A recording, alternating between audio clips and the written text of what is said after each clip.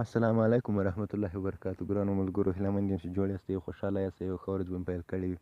نن غواړم تاسو ته د موبایل د بیټرۍ په باره کې یو داسې پټ راز در وښیم چې تاسې به له هغه څخه هېڅ خبر هم نه یاستئ.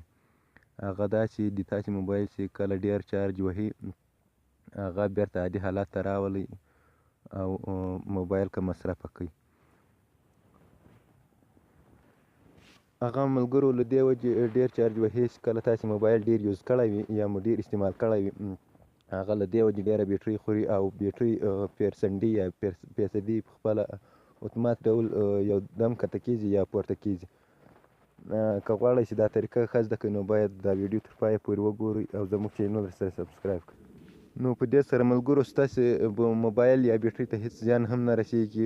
صرف ستاسې موبایل د 10 تر 6 سکنټو پورې په اتومات ډول بندېږي او بېرته خلاصېږي. په دې باندې هېڅ د خطر احساس هم مه کوئ ملګرو، ځکه چې دا کوډ ما بېګا تجربه کړ. ډېر ښه کوډ ده او په خپل موبایل کې مې وګول او د ما په موبایل باندې هېڅ هم نه وسو. ما موبایل خپل عادي حالت ته بېرته ولاړ. نو راځئ ملګرو ته ویډیو نه اوږدوو، طریقه شروع کوو. اول وار کې به د خپل موبایل کیپیډ ته ولاړ شئ او حالته به کیپیډ ته ولاړ شئ. کله چې تاسې دا کوډ ووهئ، نو موبایل د 10 سکنټو لپاره بندېږي او بېرته چلاندېږي. تاسې به په دغو 10 سکنټو کې په خپل موبایل کې ګوتې نه وهئ او کوم سټیټس یا کوم انفرمیشن چې د بیټرۍ په باره کې تاسې ته راواوړي، په هغې کې به هم تاسې ګوتې نه وهئ. او ملګرو راځئ چې طریقه شروع کړو. که غواړئ چې داسې ښایسته ښایسته ویډیوګانې نور هم وګورئ، نو زموږ چینل درسره سبسکرایب کړئ. زموږ په چینل کې په دې باره کې ډېرې ویډیوګانې وګورئ ملګرو. دا ډېرې ښایسته ښایسته ویډیوګانې دي.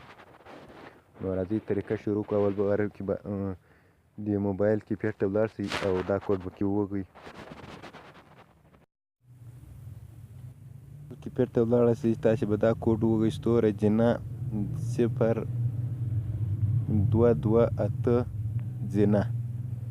دا چې کله تاسې وګورئ دا کوچنۍ وینډو غوندې دا په کویک سټار باندې به کلیک وکړئ، اوکې بټن به پسې ووهئ. دا به د 10 سکنټو لپاره داسې سلیپ شي یا به هغسې بند شي. 10 سکنټو بعد به بېرته چالان شي. نو دغه د ملګرو دا موبایل عادي حالت ته ولاړ. هیله ده چې ویډیو مې د خوښې وړ ګرځېدلې او زموږ چینل